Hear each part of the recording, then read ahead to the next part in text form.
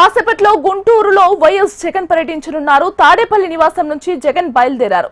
మాజీ మంత్రి అంబటి రాంబాబు కుటుంబాన్ని పరామర్శించనున్నారు. ఇటీవల ఏపీ సీఎం చంద్రబాబుపై అనుచిత వ్యాఖ్యలు చేశారంటూ టీడీపీ శ్రేణులు అంబటి రాంబాబు ఇల్లు, ఆఫీసుపై దాడి చేశారు. అంబటి రాంబాబును పోలీసులు అరెస్ట్ చేశారు. అంబటి కుటుంబానికి భరోసా నింపేందుకు జగన్ నేరుగా రంగంలోకి దిగారు.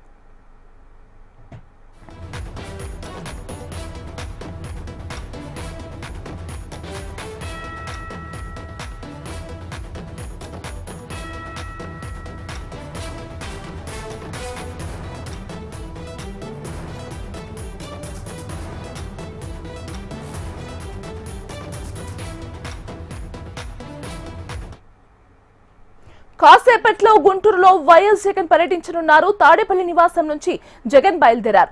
మాజీ మంత్రి అంబటి రాంబాబు కుటుంబాన్ని పరామర్శించనున్నారు. ఇటీవల ఏపీ సీఎం చంద్రబాబుపై అనుచిత వ్యాఖ్యలు చేశారంటూ టీడీపీ శ్రేణులు అంబటి రాంబాబు ఇల్లు, ఆఫీసుపై దాడి చేశారు. అంబటి రాంబాబును పోలీసులు అరెస్ట్ చేశారు. అంబటి కుటుంబానికి భరోసా నింపేందుకు జగన్ నేరుగా రంగంలోకి దిగారు. ఇక ఇదే అంశానికి సంబంధించి మరింత సమాచారం అందించడానికి మా కరెస్పాండెంట్ నరసింహారావు ఫోన్ లో సిద్ధంగా ఉన్నారు. నరసింహ,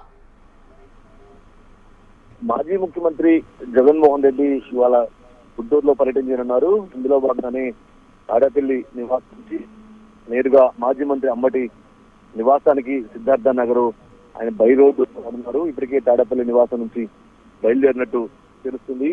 అంతేకాకుండా కూడా జగన్ వస్తున్న నేపథ్యంలోనే భారీ భద్రత కూడా ఏర్పాటు చేశారు. ఎక్కడా కూడా ఎలాంటి అవాంఛనీయ సంఘటనలు జరగకుండా భారీ భద్రత కూడా ఏర్పాటు చేసినట్టు కూడా మనం చెప్పుకోవచ్చు. అంతేకాకుండా కూడా లడ్డు కల్తీ ఘటన ఏదైతే ఉందో ఆ ఘటన గుంటూరులో ఫ్లెక్సీలు వెళ్తాయి.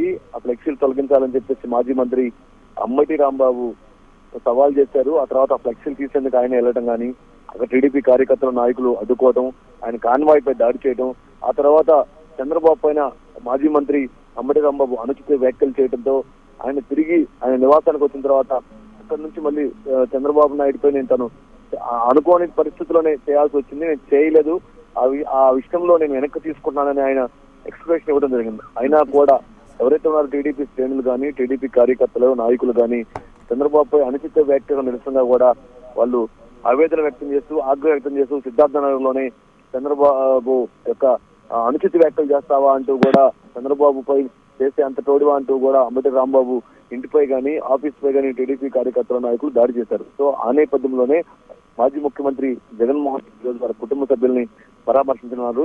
ఆ తర్వాత అక్కడ ఏవైతే ఉన్నాయో ఈ అంబటి రాంబాబు కాన్వాయ్ కానీ, అంతేకాకుండా ఆ రోజు తగలగొట్టడం కానీ, ఆఫీస్ దగ్గర ఫ్లెక్సీలు వీటన్నిటిని కూడా జగన్ వస్తున్న నేపథ్యంలోనే పోలీసులు అవన్నీ కూడా అక్కడ తీసేయడం జరిగింది, అక్కడి నుంచి తొలగించడం జరిగింది. ఇప్పుడు ప్రస్తుతం తాజాగా మనం చూస్తే మాత్రం పెద్ద ఎత్తున కూడా వైసీపీ కార్యకర్తలు కానీ, వైసీపీ శ్రేణులు కానీ జగన్ నివాసానికి చేరుకుంటున్నారు. అయితే ప్రస్తుతం అయితే పోలీసులు 30 యాక్ట్ అమల్లో ఉంది. ర్యాలీలు, సభలు, సమావేశాలకు అనుమతి లేదు. ఎవరైనా సరే ఈ 30 యాక్ట్ ని ఉల్లంఘిస్తే మాత్రం తమ చర్యలు తీసుకుంటామని చెప్పి ఇప్పటికే గుంటూరు పోలీసు చెప్పడం జరిగింది.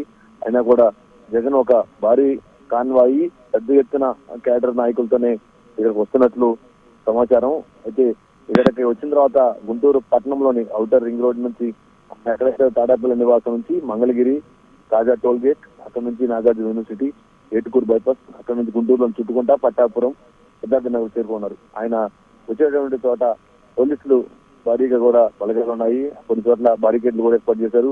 ఓన్లీ 4 వెహికల్స్ మాత్రమే అనుమతిస్తారా, లేకపోతే జగన్ వస్తున్నటువంటి 10-20 కార్లతో పెద్ద ఎత్తున కూడా ఆయన వస్తున్నారు.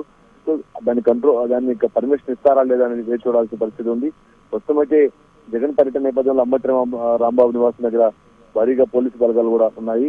ఎవరైతే ఉన్నారో జగన్ పై కానీ, వైసీపీ పై కానీ ఏదైనా జరగరాని పరిస్థితి జరుగుతుందా అని ముందస్తుగానే పోలీసులు మాత్రం అలర్ట్ గా ఉన్నట్టు మనం చెప్పుకోవచ్చు.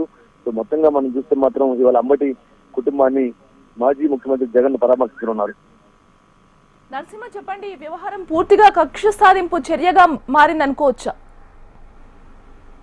అంటే వైసీపీ గుంటూరు పార్లమెంట్ అధ్యక్షుడు కానీ మాజీ మంత్రి అంబటి రాంబాబు అతను చేసినటువంటి చంద్రబాబుపై అనుచిత వ్యాఖ్యలపైనే ఇటు టీడీపీలో కూడా ఆగ్రహం, ఆవేదనతో కూడుకున్న వ్యవహారంగా మనం చెప్పుకోవచ్చు.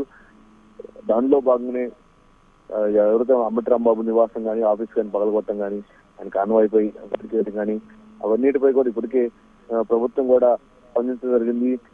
శాంతి భద్రతలు విఘాతం కలిగించినా, శాంతి భద్రతలు ఎవరైనా సరే నష్టం కలిగించినా కూడా తప్పనిసరిగా అది ఏ పార్టీ అయినా ఎవరైనా సరే యాక్షన్ తీసుకుంటాము అని చెప్పేసి ఇప్పటికే స్పష్టం చేసింది అధికార పార్టీ. సో ఈ నేపథ్యంలోనే అంబటి రాంబాబు నివాసం పైన దాడి చేసినటువంటి ఘటనలో పోలీసులు టీడీపీ కార్పొరేటర్ గా ఉన్నటువంటి వేములపల్లి బుద్ధి శ్రీరామ్ ప్రసాద్ అతనిపై కానీ కొంతమందిపై కూడా కేసులు నమోదు చేశారు.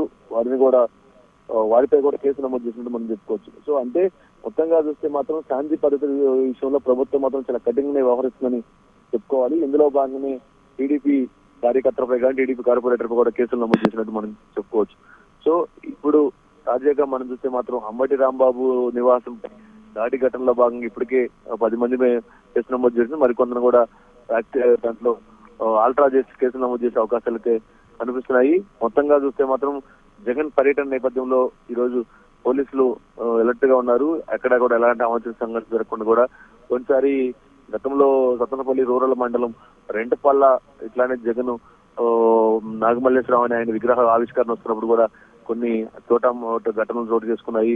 కొంతమంది రప్పా అంటే పెన్షన్ తీసుకురావడం కానీ, ఆ తర్వాత కాన్వాయి వస్తున్న క్రమంలో సింగయ్య అనే ఆయన జగన్ కాన్వాయి కింద పడిపోవడం కానీ, ఇలా గతంలో కూడా ఈ ఘటనలు చోటు చేసుకున్న నేపథ్యంలో ఈసారి అలాంటి ఘటనలు జరగకుండా కూడా పోలీసులు చర్యలు తీసుకుంటున్నట్టు కూడా మనం చెప్పుకోవచ్చు. Right Narasimha, thank you.